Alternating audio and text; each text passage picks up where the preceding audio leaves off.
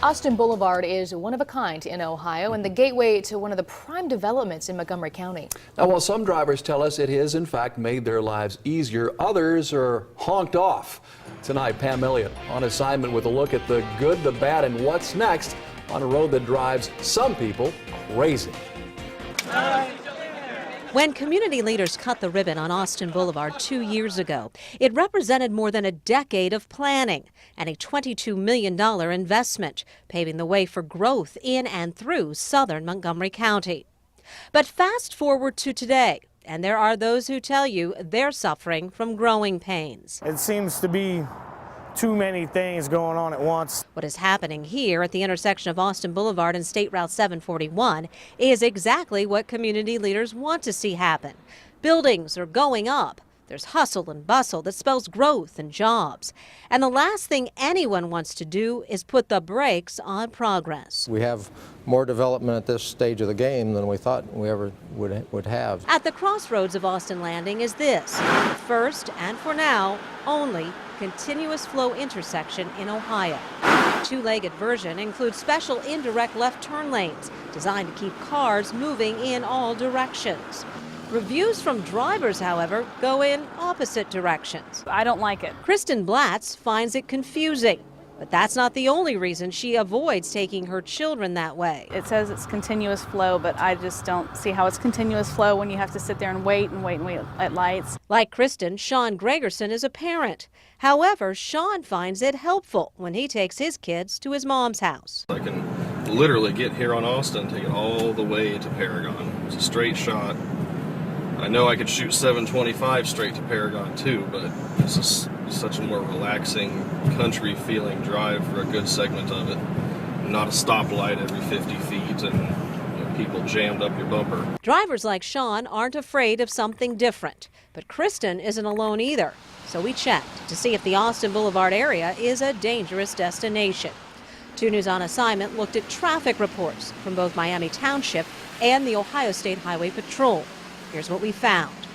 3 Austin Boulevard intersections are on the township's list of top 10 crash hotspots for 2011.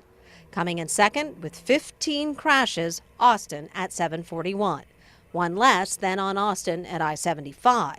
The state reports since 2010 there have been 45 crashes at the intersection of 741 and Austin Boulevard.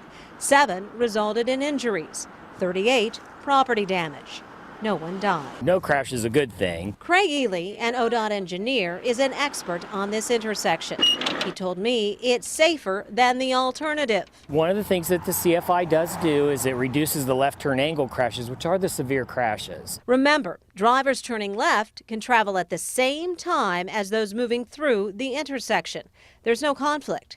What there is traffic, much more than what was expected. ODOT says about 45,000 vehicles travel through the intersection each day. So some drivers feel stuck. ODOT and the city of Springboro believe one of the reasons for the backups at Austin Boulevard and 741 is because of the construction going on here at State Route 73. And once this is done, they believe traffic will be flowing better through the continuous flow intersection.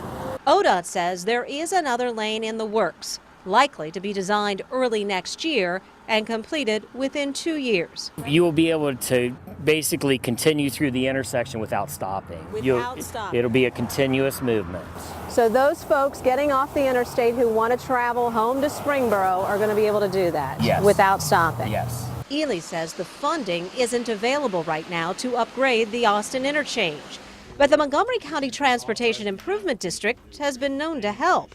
Steve Stanley is in charge. My guess is it will be a cooperative, multi-party effort that will to move it forward as rapidly as possible. Now, if you would like to let ODOT know what you think of this intersection or any other project, you can go to the ODOT website and look for District 7, click it, then look for the word feedback at the bottom of the page. Click that and you'll be able to write your comments. Now, ODOT told me because of comments from drivers, engineers actually changed the timing of some signals and enlarged signs at the continuous flow intersection. So your opinion does matter.